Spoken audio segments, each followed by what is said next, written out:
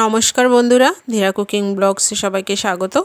আজকে আর একটা নতুন রেসিপি নিয়ে চলে এসেছি, ফুটি মাছ দিয়ে আলুর ঝোল। তাহলে চলুন এই রেসিপিটা আমি কিভাবে করছি আপনারা দেখতে থাকুন। আর আমি খুবই কম তেল মশলায় কিন্তু রেসিপিগুলো করি, সেটা তো আপনারা দেখেই বুঝতে পারেন। কড়াইতে তেল গরম বসিয়ে দিয়েছি, আর ওদিকে ফুটি মাছগুলো কিন্তু আমি নুন হলুদ মাখিয়ে 10 মিনিট রেস্টে রেখে দিয়েছিলাম। সেটা আর আপনাদের দেখালাম না। এবার মাছগুলো হালকা করে ভেজে নেব। ফুটি মাছ কিন্তু খুব বেশি কড়া করে ভাজা করলে তরকারি খেতে ভালো লাগে না। সেটা যদি ফুটি মাছ ভাজা খাওয়া হয় তাহলে কিন্তু একটু কড়া করে ভাজা করতে হয়, কারণ ফুটি মাছের কাঁটাগুলো খুবই শক্ত থাকে। এজন্য ভাজা খাওয়ার সময় কিন্তু কড়া করে ভাজা করে নিতে হয়। আর যখন ফুটি মাছের চচ্চড়ি বা ঝোল খাওয়া হয় তখন কিন্তু হালকা করে ভাজা করতে হয়। তাহলে বন্ধুরা, মাছগুলো দেখুন আগে একবার ভেজে নিয়েছি, আর বাকি যেগুলো ছিল সেগুলো সব ভেজে নেব এইভাবে।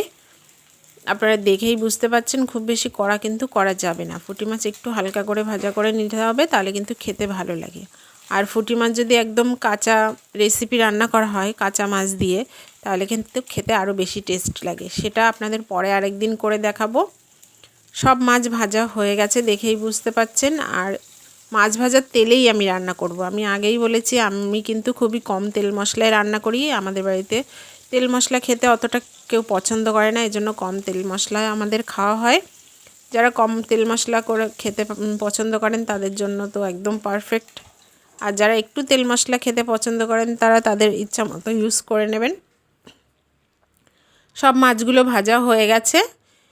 বাকি যে তেলটা রয়েছে ওই তেলেই কিন্তু আমি রান্নাটা করব। দিয়ে দিলাম কালো জিরে ফোড়ন। আজকে আর সাদা জিরে দিলাম না, কালো জিরে ফোড়ন দিয়ে রান্না করব। আর আমি যেভাবে করছি আপনারা কিন্তু এইভাবে রেসিপিটা করবেন, খেতে ভীষণ সুস্বাদু হয়। কম তেল মশলা হলে কি হয়, কালো জিরেটা ভালো করে ফোড়ন হয়ে গেছে। এবার এর ভেতরে দিয়ে দেব পেঁয়াজ কুচি।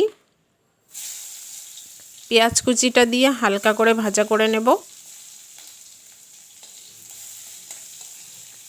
খুব বেশি কিন্তু কড়া ভাজা যাবে না, একদম হালকা করে নাড়াচাড়া করে নিতে হবে।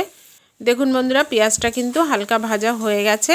এবার এর ভেতরে আমি দিয়ে দেবো কেটে রাখা আলুগুলো আমি পাতলা করে কেটে নিয়েছি, খুব বেশি মোটা করে কাটিনি।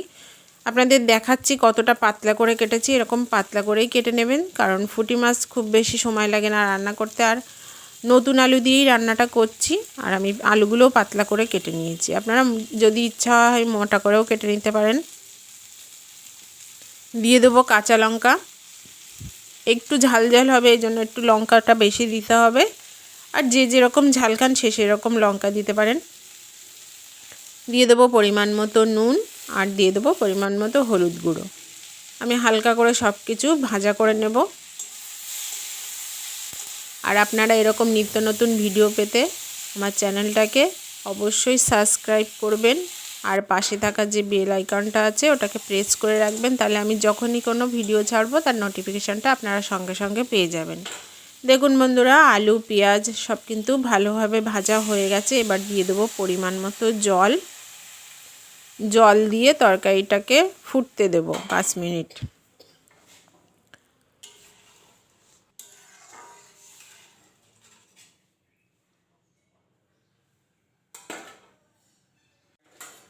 পাঁচ মিনিট পরে ফিরে আসলাম। দেখুন তরকারিটা ভালোভাবে ফুটে গেছে, তরকারির যে ঝোলটা।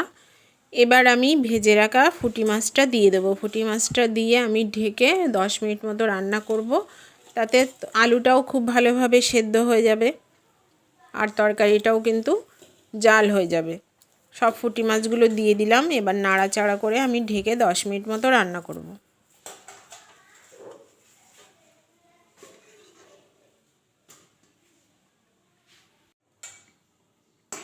10 মিনিট পরে ঢাকনাটা খুলে আপনাদের দেখিয়ে দিচ্ছি। দেখুন রান্নাটা কিন্তু 50% হয়ে গেছে।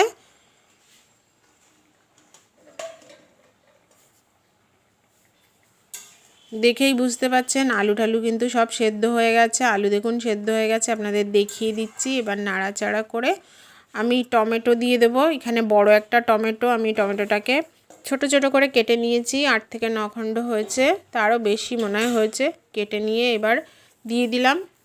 আমি আবারও ঢেকে দেবো, 5 মিনিট মতো ঢেকে দিয়ে রান্না করব। এতে কিন্তু আর কোনো কিছুই পড়বে না, কোনো মশলা দেব না, কোনো কিছুই দেব না। তাহলে আপনারা দেখলেন একদম কম তেল মশলায় ফুটি মাছের রেসিপিটা করে দেখিয়ে দিলাম।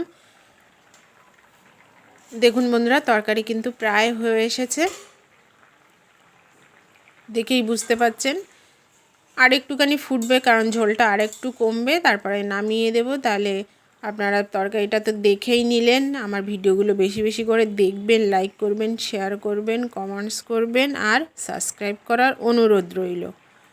তাহলে বন্ধুরা, রেসিপিটা তো একদম শেষের পথে। এই রেসিপিটা কেমন লাগলো আপনারা কিন্তু অবশ্যই জানাবেন। আর দেখুন, তরকারি একদম নামিয়ে দেবো এবার।